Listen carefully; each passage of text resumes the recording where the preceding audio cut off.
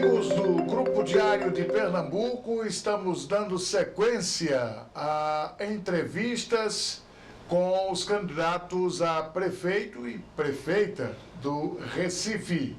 Hoje a nossa convidada é Dani Portela, do PSOL, deputada estadual por Pernambuco. Um prazer recebê-la, candidata. Olha, é um prazer muito grande estar aqui com vocês no Diário de Pernambuco, conversando sobre um tema que eu gosto tanto, que é sobre política, sobre eleições. Então, agradeço muito a oportunidade. Ao lado de Pedro Ivo Bernardes e do parceiro aqui de todas as entrevistas, sempre em primeiro plano, Ricardo Dantas Barreto, que nos dá a honra mais uma vez de estar aqui conosco. Candidata, serão formuladas 3 perguntas, perguntas padrão para todos os candidatos, não necessariamente na ordem, mas vamos começar por uma delas. Quais são os 3 principais desafios para governar o Recife, para assumir o Recife, caso a senhora seja eleita a partir de janeiro? Olha, eu tenho pensado muito sobre a nossa cidade, inclusive já fui vereadora da cidade, o que me fez rodar muito o Recife e conhecer profundamente os problemas da nossa cidade. A época que eu fui vereadora, em 2020, Recife figurava como a capital mais desigual do país. Hoje esse ranking não mudou muito, nós estamos em 2º lugar. Então acho que o principal problema, que é o guarda-chuva de todos os outros, é reduzir as desigualdades na cidade do Recife. Esse é o principal desafio.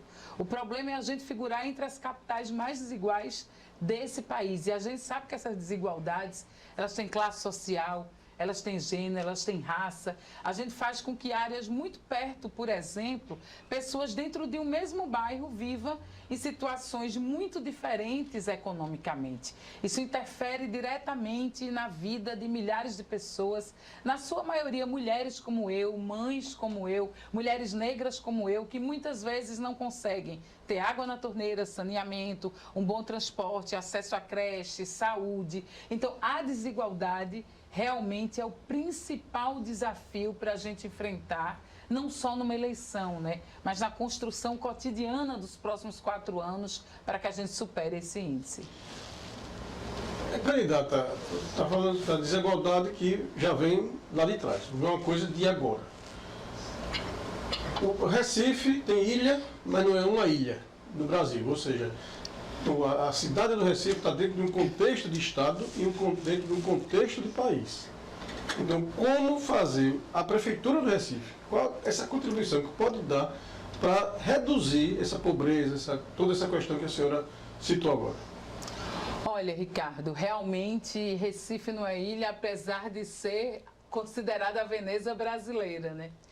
Mas cada prefeitura ela faz escolhas.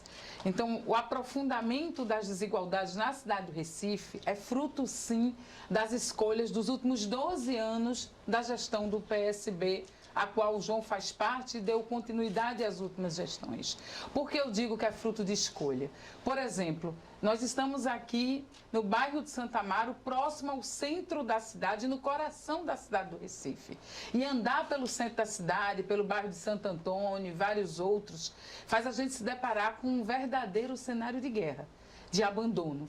E a gente sabe que isso se intensificou na última década com uma desocupação do centro, mas com um aumento considerável da população em situação de rua, por exemplo.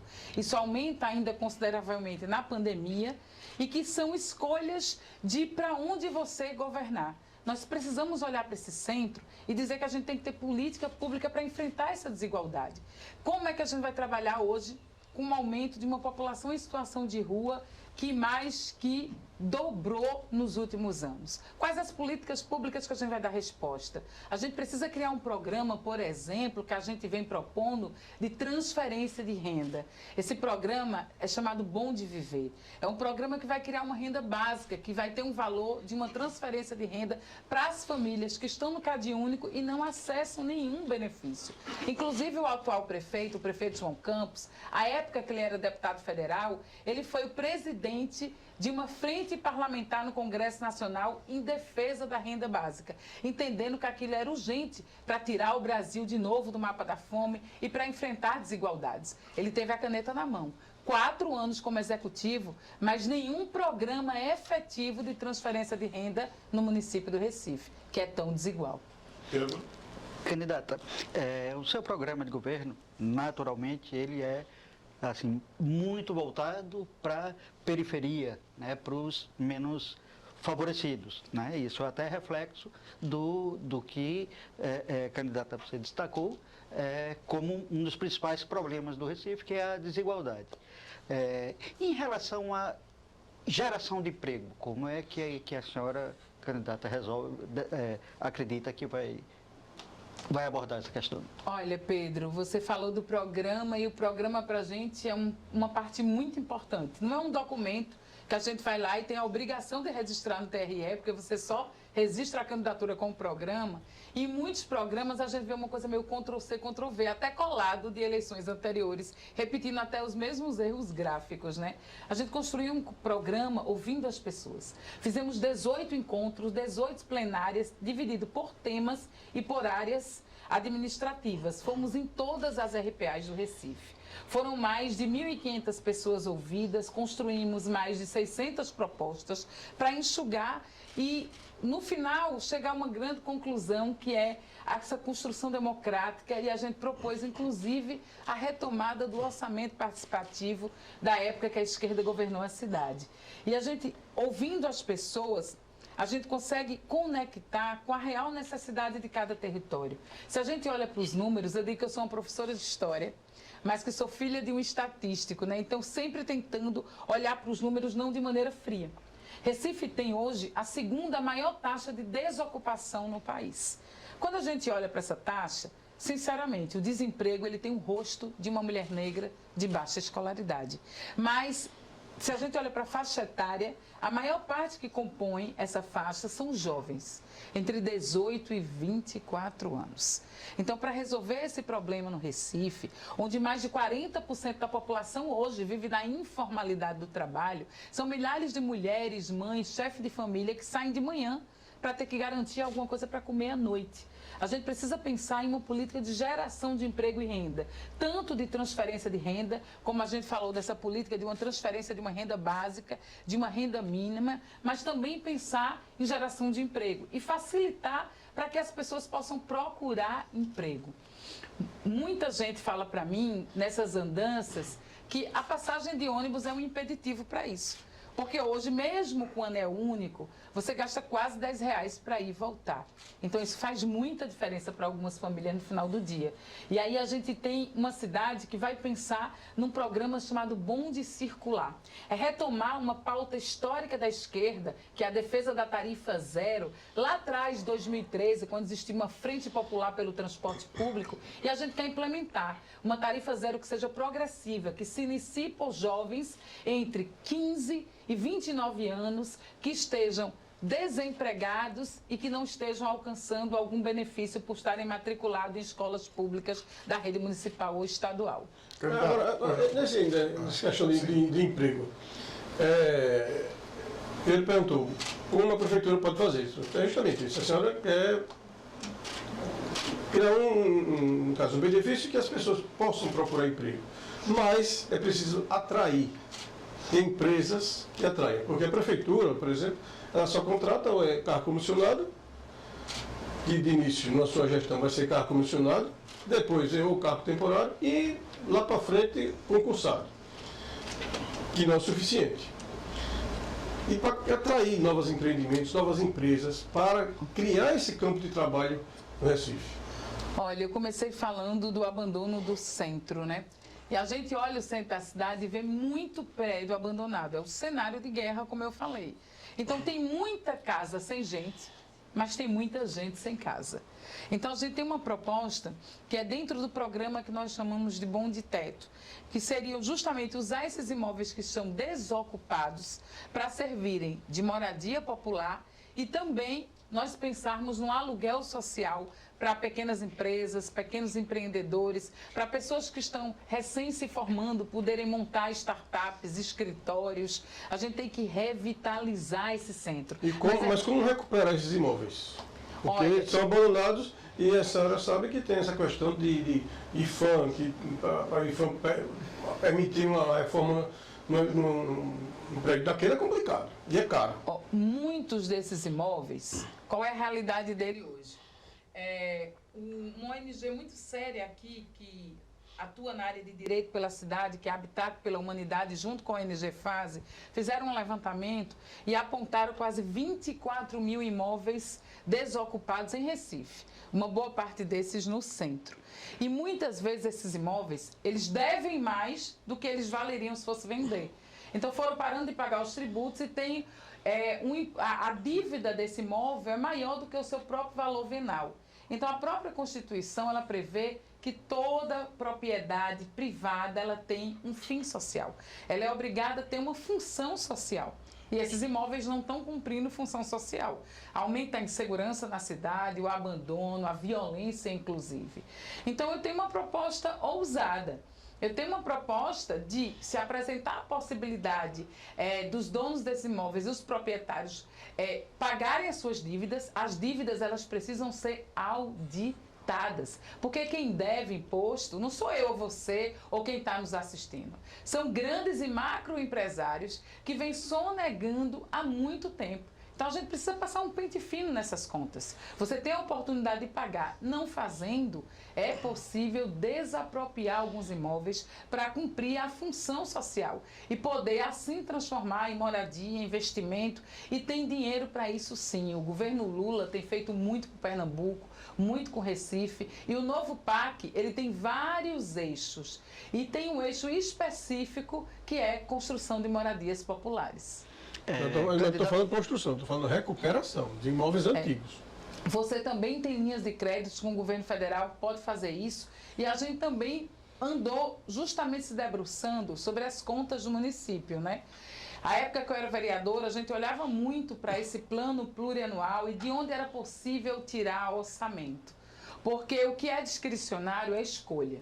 Então a gente precisa fazer melhores escolhas. Por exemplo, muito se fala da propaganda, muito se fala que hoje a Prefeitura do Recife ela tem um gasto de mais de 70 milhões por ano em propaganda. Uma parte é uma propaganda indispensável, que é campanha de vacinação, convites para matrícula em creches ou campanha contra as arboviroses. Mas a maior parte desses gastos é gasto com propaganda institucional da Prefeitura, que repercute na figura do próprio prefeito. São mais de 40 milhões por ano, o que daria 160 milhões em 4 anos. Também nunca se falou em auditar a dívida, em passar um pente fino nas contas, revisitar todos os empréstimos que foram tomados e dentro dos empréstimos um percentual que ainda não está totalmente amarrado. Então tem de onde tirar dinheiro sim. O que precisa é fazer escolhas que de fato sejam melhores.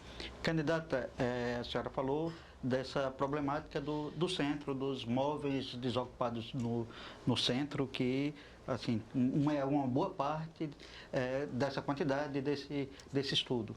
Mas no restante da cidade a gente vê muitos prédios abandonados também, inclusive prédios em construções que a construtora não conseguiu, né, abater, prédios interditados que estão ali assim, sem cumprir nenhuma função e eu acredito também sem pagar nenhum imposto, né? Esse olhar para o centro do Recife vai se estender também para esses bairros, para esses imóveis que estão ali sem cumprir função social, que estão ali abandonados? É preciso sim. A gente tem falado preferencialmente no centro, porque se o centro está abandonado, imagine as periferias dessa cidade, né? A gente precisa começar por algum lugar e a proposta é começar pelo centro. Entendendo que até recentemente o prefeito João Campos ele foi perguntado e ele fez uma proposta bem oposta. Ele disse que a proposta era isentar, na verdade, era anistiar as dívidas desses imóveis porque eram propriedades privadas. Mas realmente, eu repito mais uma vez, são escolhas. Por quê? Recentemente foi inaugurada a Ponte Monteiro. Ali viviam mais de 300 famílias. A casa daquelas famílias mais pobres não eram propriedade privada e foram desapropriadas para a construção de uma ponte. Teve um caso de uma família que recebeu, eu fiquei até pasma, a maioria das indenizações giraram em torno de R$10.000. Onde é que a pessoa compra alguma coisa com R$10.000? Aí uma das indenizações foi R$1.400. Eu achei até que o número estava errado. Mas nós fomos verificar, sabemos quem é a família e de fato não é. Agora, ali no Pina, em Brasília Teimosa, tem um projeto da prefeitura que é para a construção de um parque. E lá está escrito no projeto, área de Cooper e uma área para contemplação. Só que é numa travessa que moram 91 famílias. Algumas já vivem lá há mais de 40 anos. Então a gente precisa fazer escolhas melhores. A gente precisa de uma cidade que seja boa para todo mundo. Para quem mora na beira-mar de Boa Viagem, mas para quem mora em Brasília Teimosa, no Bode e no Pina. Então reduzir a desigualdade é justamente reduzir esse abismo que existe entre ricos e pobres, entre homens e mulheres e entre a população negra da nossa cidade. E a gente tem um problema muito sério também, muito grave, de regularização desses imóveis, né, na periferia, de regularização fundiária mesmo. Eu sou, atualmente também, eu presido a Comissão de Direitos Humanos da Assembleia Legislativa de Pernambuco e pela comissão nós acompanhamos todos os casos de reintegração, né, os que são mais coletivos. Existe um problema de muitas décadas em relação à regulamentação fundiária, mas também foi se criado as zonas de interesse especial, as ZEIs. E o que é que acontece hoje? A gente está flexibilizando. Se criou uma área para ser protegida, mas a especulação imobiliária, ela tem avançado sobremaneira sobre essas áreas de interesse social. Então, cada vez mais, você quer que o pobre ele fique o mais distante possível. Ele vá para as áreas mais periféricas possíveis. Por isso, por exemplo, a gente falando em relação à população em situação de rua, e a única política que se tem hoje, basicamente, são centro-pops, que são insuficientes ainda para o que precisa, mas que muita gente nunca vê por perto.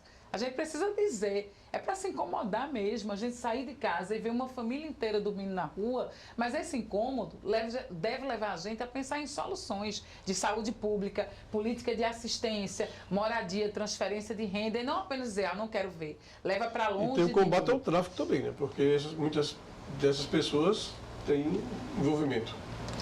Olha, a questão das drogas é uma questão muito séria e que precisa ser tratado não apenas como uma questão de polícia, mas também como uma questão de política, né? Então, muitas dessas pessoas são dependentes químicos, são pessoas que estão doentes também e que precisam ser tratadas, precisam ser recuperadas. Existem várias políticas para isso, mas hoje o que é que se vê? Transferência de muito recurso público para instituições privadas, muitas vezes com fins religiosos, a exemplo das comunidades terapêuticas. A senhora falou na questão da tarifa zero, e aí eu quero também trazer a questão da mobilidade na cidade. A tarifa zero, alguém paga. O que estaria previsto no seu plano de governo ou no orçamento, que não será da senhora? Como eu costumo dizer, o orçamento vai estar no seu colo. Não é a senhora que vai fazer o orçamento, que vai ter 100% da ciência do orçamento de 2025. Provavelmente, em alguns aspectos, a senhora só vai ter conhecimento quando estiver na cadeira. A tarifa zero, quem pagaria essa tarifa zero? Como se viabilizaria a tarifa zero? E a questão da mobilidade, porque o Recife, como toda grande cidade, seja no Brasil, seja fora, Cidade do México, Nova York, Tóquio, tem muita dificuldade na questão da mobilidade. O que é que está previsto no plano da senhora? Realmente o problema da mobilidade é um problema de vários grandes centros, né? Recife tem o segundo pior trânsito do país, só perto para São Paulo, né? Mas várias cidades, elas têm pensado soluções que passam principalmente por fortalecimento do transporte público, para diminuir, tentar reduzir o número de carros e favorecer um transporte que tenha melhor qualidade, né? A gente tem o segundo pior trânsito, que marca o segundo pior tempo de espera, mas também as viagens mais longas. O que é que acontece? Desde 2018, quando eu chego na política, eu já falava da necessidade de uma coisa que o povo de Pernambuco não gosta muito de tocar, que é abrir a caixa preta do transporte público. Porque todo mundo diz que não é lucrativo, mas que as mesmas empresas, das mesmas famílias, não abrem mão disso. Quem é que ganha? Porque a população tem uma das passagens mais caras com um dos piores serviços prestados. Sabe o que é que acontece? Hoje o Recife, ele tem assento no Conselho. Realmente quem subsidia o transporte é o Estado. Mas o Recife pode propor, por exemplo, mudar o cálculo. Sabe como esse cálculo é feito hoje? É feito por cabeça, por passageiro e não por viagem. Então isso faz com que o empresário ele lucre com caos. Quanto mais cheio, quanto mais gente, mais ele vai lucrar. E ainda reduziu. Todo mundo aqui é saudoso, veja, eu não sei a idade de vocês, mas eu tenho 49 anos, mas bem recentemente todo mundo via a figura do cobrador. Hoje você tem a dupla função.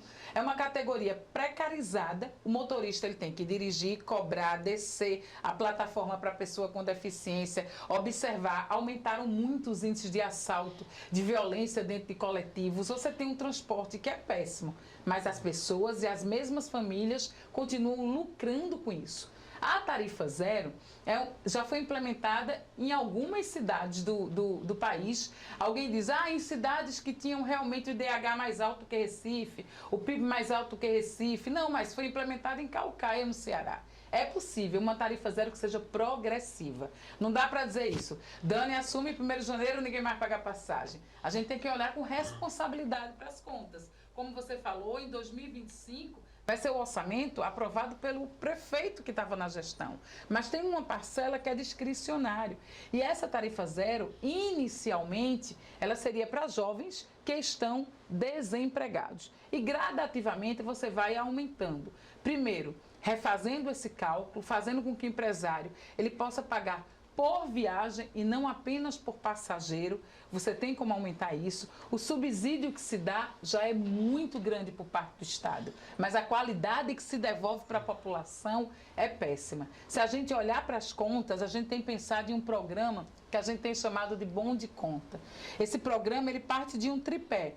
Primeiro, passar um pente fino em todos os contratos da prefeitura, reolhar um contrato com publicidade e propaganda, o contrato do lixo, que a gente tem um dos contratos que são muito mais caros do que cidade, muito maiores do que Recife, então é preciso olhar com mais cuidado para esses contratos. Depois disso, a gente precisa também auditar a dívida, muita gente deve tributo aos nossos municípios.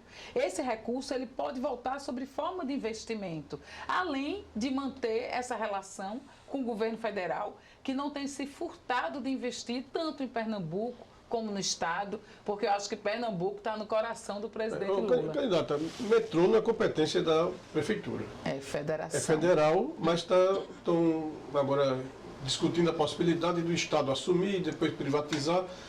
A senhora, como prefeita do Recife, que o metrô circula no Recife, opinaria de alguma forma contra ou a favor? Olha, eu sou uma pessoa que defende um Estado que seja forte, com políticas públicas fortes para reduzir desigualdades no país todo.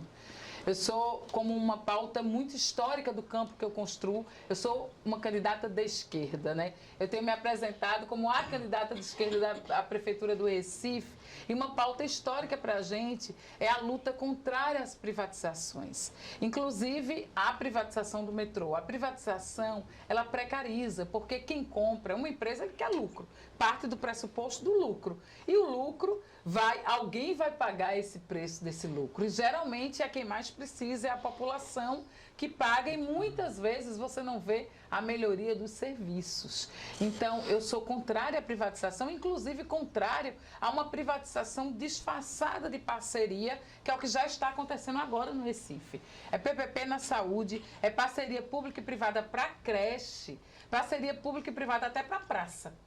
Então, esse modelo, ele precariza. No caso da PPP das creches, a gente andou lendo essa semana de creches com unidades privadas, é dinheiro público, que é calculado por aluno matriculado nessas vagas. Então, é uma pseudo-ampliação com precarização. Em casas que não tem a menor estrutura para receber crianças, até em salas. E agora, inclusive, se denunciando um uso eleitoral desses espaços. Pessoas que estão candidatas, que são donos de creches privadas, que cedem vaga e recebem dinheiro público da prefeitura. Eu acredito que a gente precisa fortalecer o orçamento público com parcerias público-público, governo federal, estado e municípios.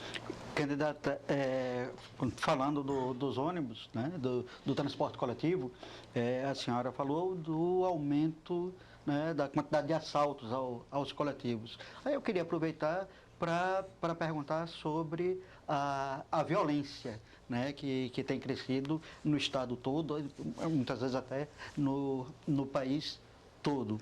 Né? Muitos candidatos têm falado em armar a guarda municipal. Né? Isso seria solução? Né? Qual seria a visão de Dani Portela para a contribuição do município para essa questão da segurança? A gente sabe que ela é responsabilidade do Estado, né, as polícias. Então, qual seria a visão da senhora para contribuir nessa luta contra a violência? Primeiro, um convite para Recife aderir a um debate que o governo federal do presidente Lula tem feito, que é um projeto de segurança que fala em segurança urbana e segurança cidadã. Seria justamente uma parceria do governo federal com o Estado e municípios, entendendo as competências da Polícia Federal e das Forças Armadas para o governo federal, das polícias civis e militares no âmbito do Estado e das guardas municipais nos municípios. Essa perspectiva de uma outra lógica de segurança chama também a um conceito mais amplo, que a segurança não é só ostensiva. Investir em segurança, por exemplo, é investir em iluminação pública. Então, nós teríamos um centro aprimorado de segurança urbana para olhar todos os gargalos da cidade. Qual o quantitativo de transporte público, os horários, a iluminação de todos os bairros, porque tem local que quando você chega numa rua escura, você fica mais suscetível. É uma cidade que é insegura para muita gente, mas especial para muitas mulheres. Então, é ampliar esse conceito de segurança.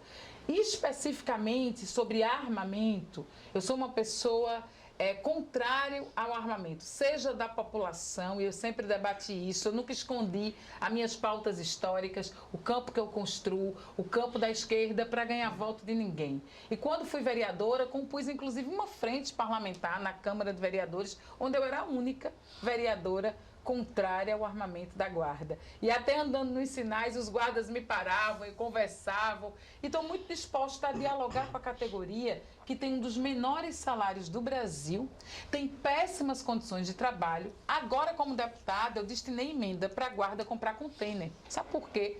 Porque eles não têm onde beber água, onde carregar o celular, onde ir ao sanitário e onde comer. Armar não resolve várias camadas do problema com a própria guarda e com a segurança pública. A guarda tem uma função, sim, importantíssima. E armar um pequeno efetivo da guarda não vai resolver o problema de segurança pública. A gente resolve com iluminação, com políticas de prevenção. Iluminação, também eu digo que, para mim, como professora que sou, a gente resolve muita coisa pela educação. A senhora falou em iluminação. A atual gestão tem colocado que está com um programa de instalação de iluminação de LED. A senhora tem visto o LED nas ruas? Olha, eu vi a instalação de algumas lâmpadas LED, mas em corredores centrais.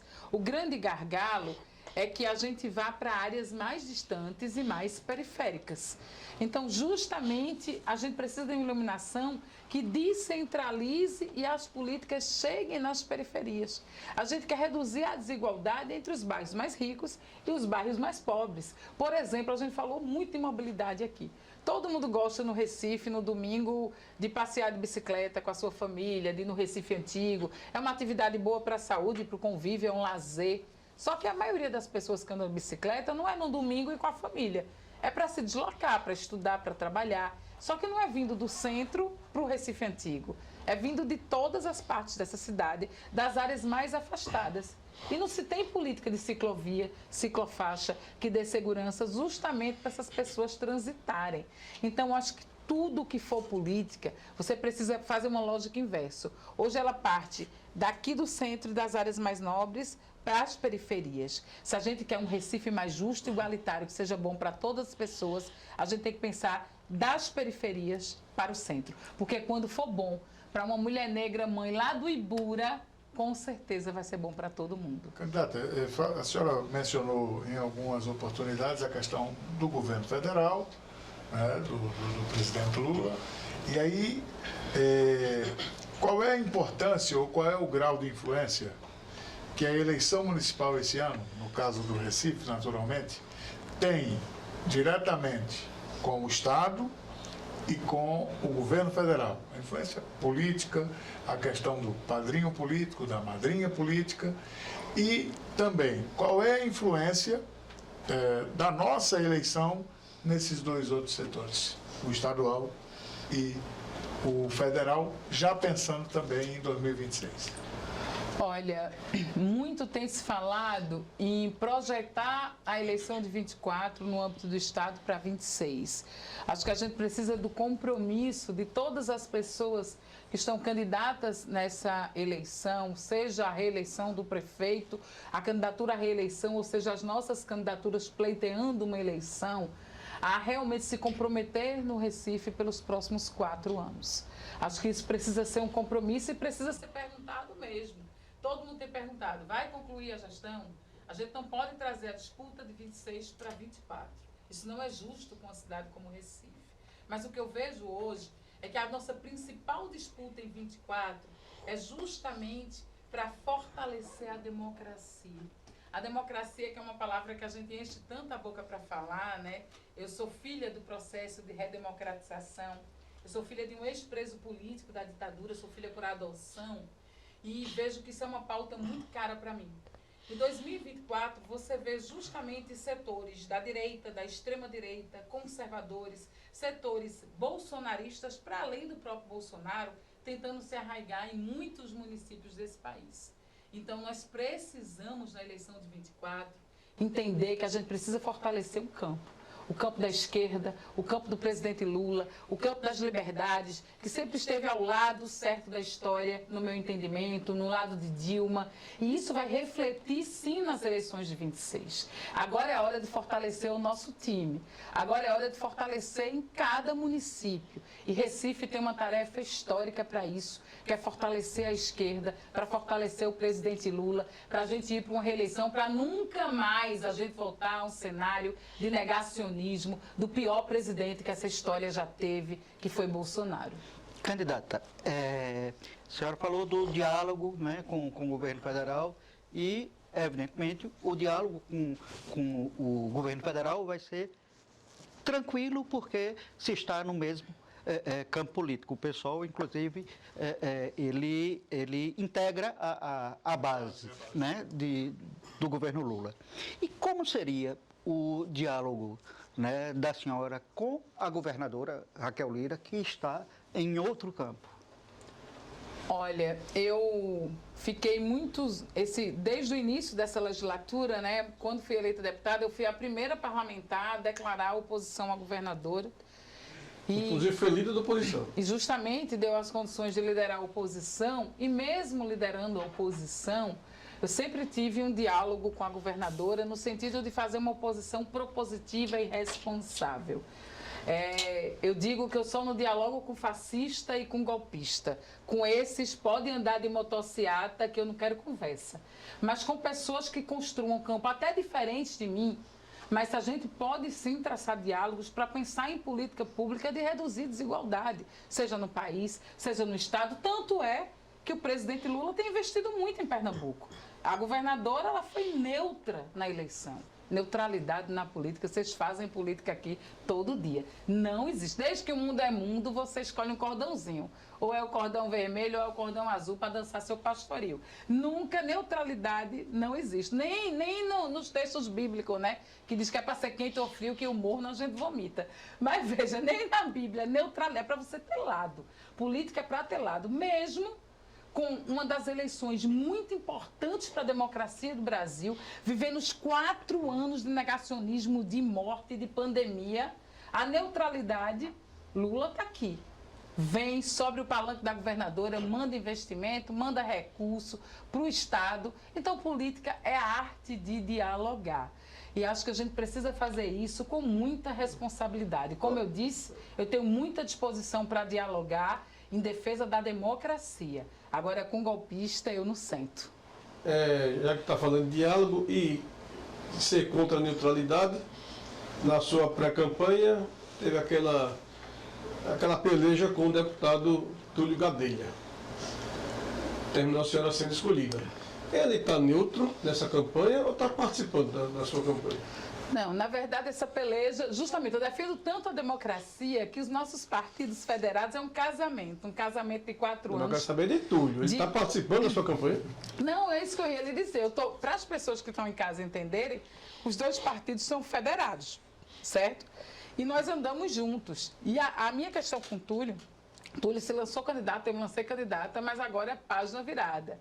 Túlio está fortalecendo a nossa chapa. Nós, inclusive, dialogamos há 2 dias atrás. Túlio estava em Brasília e tem proposto, dialogado e construído e fortalecido o conjunto da chapa, olhando muito para alguns candidatos também da Rede Sustentabilidade. Então, essa arenga foi página virada, parte da democracia interna do nosso partido, mas que agora a gente saia com corpo capaz de apresentar um bom projeto para a cidade do Recife.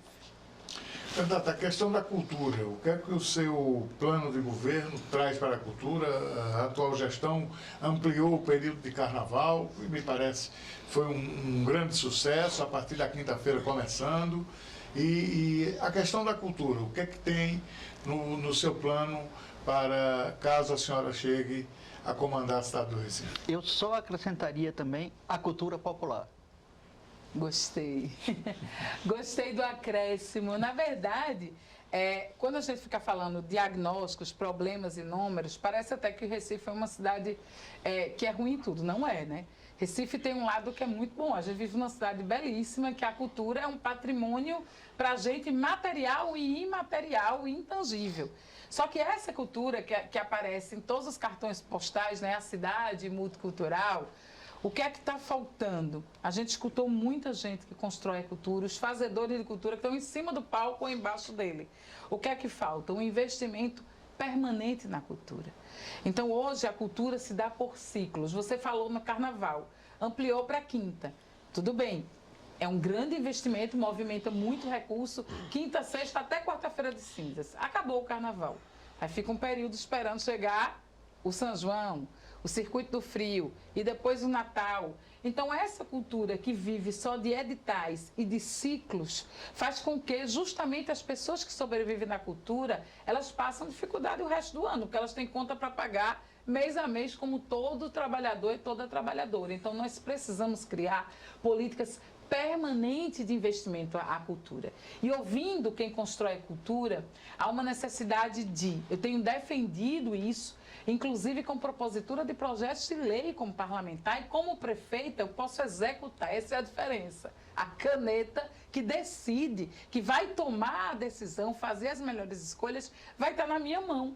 E aí você pode sim implementar cultura popular nas escolas. Gente, eu sou professora que está na política, mas eu amo sala de aula. E hoje eu recebi um trio de sanfoneiro dizendo que passou o São João, ficam quase o ano inteiro, muitas vezes sem trabalho. E esses mestres não estão conseguindo passar esse saber para as próximas gerações. A gente precisa trazer o saber popular para a grade, para dentro da sala de aula, uma educação que seja realmente mais crítica. Justamente a prefeitura, ela pega as séries iniciais e a formação das pessoas. É preciso investir também em cultura de maneira descentralizada, a gente criar centros de cultura com aula nas periferias. Você sabe que esses centros já existem muitas coisas dentro do Compaz, mas você tem como descentralizar ainda mais para que alcance mais pessoas, porque investir em esporte, cultura e lazer é diminuir índice de violência, por exemplo. Muito se fala também em diminuir o abismo entre os cachês. Você citou o carnaval. Aí você vai ter um bloco daqui, da cultura tradicional, da cultura popular, você vai ter um caboclinho, um maracatu, você vai ter justamente várias expressões culturais locais que vão receber 4 mil, 6 mil reais para tocar. Aí você sai um artista de fora com um cachê multimilionário. Então, assim, existe um debate de não ter esse abismo. E quem recebe menos ainda demora a receber, né? Porque às vezes você vai tocar no São João ainda esperando receber no Carnaval. Então, investir em cultura é olhar para quem faz a cultura quando acaba aquela festa. A gente precisa de um programa, sim, que olhe para essa população e olhe para os fazedores de cultura como expressão da construção da nossa identidade e da nossa história. Bom, vamos chegar no final, porque já estamos no tempo. Infelizmente, ele é o homem do tempo. Não dá, nem tanto. Você poderia falar nas considerações finais, assim, soluções, porque tem um período de maio e julho que o Recife ou sofre com alagamento, mas também com queda de barreiras. Ou seja, a senhora teria projetos ou propostas para essas duas situações. 30 segundos, candidato, por favor. Não me dê Porque já passou o tempo. Tá bom. Para depois não reclamarem que eu usei muito tempo, eu quero fazer um convite. Eu não vou conseguir dar soluções. Eu tenho 4 propostas específicas para a cultura. E aí eu convido. Hoje é o lançamento do meu programa. Eu convido as pessoas a irem para as redes sociais para que olhem os programas da gente que estão lá, as nossas propostas para a cultura. É Dani Portela Pessoal. Obrigado, candidata. Obrigado, Ricardo. Obrigado. A você também de casa que está nos acompanhando, a você que chegou no meio do caminho, pode acompanhar e a gente segue. O nosso próximo entrevistado é o candidato do PL, será o candidato do PL, Gilson Machado.